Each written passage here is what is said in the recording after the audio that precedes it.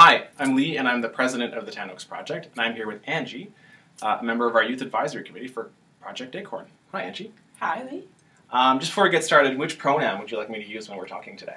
I use the pronoun Z and here. So, what is Project Acorn?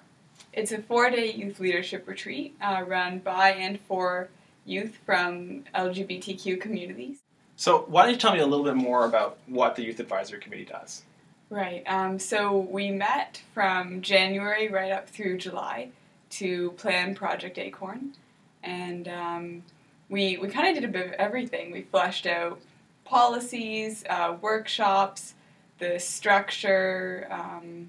We went through quite a few trainings ourselves to get ready, like anti-oppression training, facilitation training, and then when we actually get to Project Acorn, we act as sort of group leaders and just make sure everything runs smoothly. So, Angie, why don't you describe for me a typical day at Project Acorn? Well, there is no typical Okay. at Project Acorn, but you would get up, eat some breakfast, go to a workshop, maybe we'd have an all-camp game, I don't know, drag dodgeball or something exciting like that, and have some lunch. We try to space in lots of free time just so people have a chance to actually, talk and connect with each other in a casual way. The talent show, for example, on one night, it's really fantastic.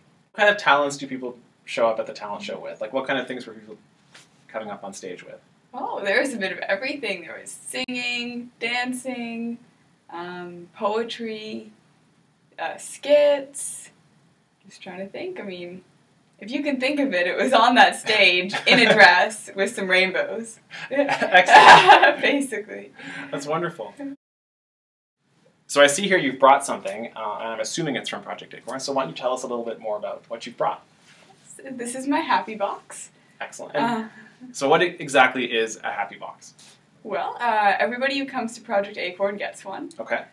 Yak, rocks, participants, everybody, and we line them up in the dining hall, and throughout the week, if, someone does or says something that really inspires you or makes you feel good, or there's just something about them you love, then you write it on a little note and put it in their happy box. If you could use only one word to describe Project Acorn, what word would that be?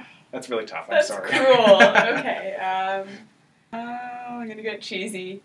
Magic. Magic. Magic. Okay, and why would you use the word magic? Well, it's we have this thing at Tan Oaks called intentional magic, and I think it's just key to everything. Okay. It's this idea that when we come together and we really put a lot of thought and effort into something, and when we make everything we do really intentional, then we can create this magical experience for everybody who joins us, and they can create it for each other as well.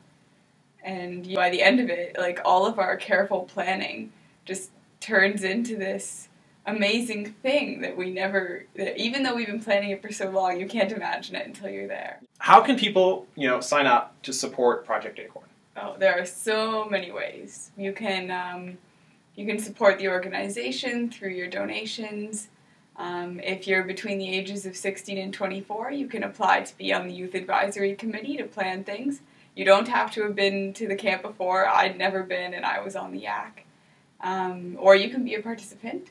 And then if you're 25 or over, you can be a rock and actually come and support the participants in the Yak during the program.